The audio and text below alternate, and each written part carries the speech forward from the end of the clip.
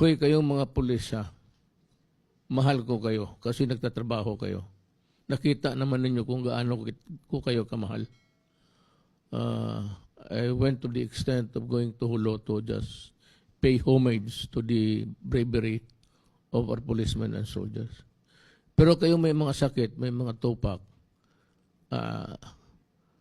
And I am sure that by now, he should not be allowed to go out because double murder yun eh. Double murder is a serious offense, a grave offense. So, from the time you are arrested up to the time that you are hailed to court to answer for the death of those two persons, innocent ones, walang bail ka. So, pag nahuli ka, diretso-diretso na yan. And I don't think that you can escape the rigors of justice because nakuha sa TV, pati ako napanganga. Walang kwenta. That's unfair and brutal masyado. Kung ako ang nandyan, ewan ko lang. I don't, pero I do not like oppression. At yung nagpapahirapan yung tao.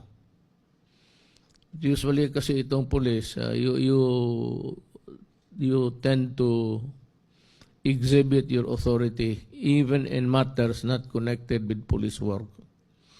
Yung mga away-away. Karamihan yung mga police yan, nagbinubugbog yung asawa.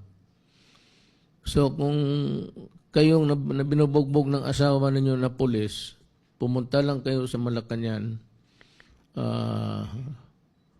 kaya ipatawag ko yung pulis, bugbugin ko yan sa harap mo.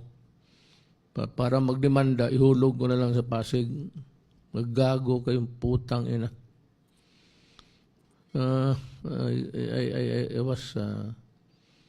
Ang pagmamahal ko sa trabaho lang natin, you do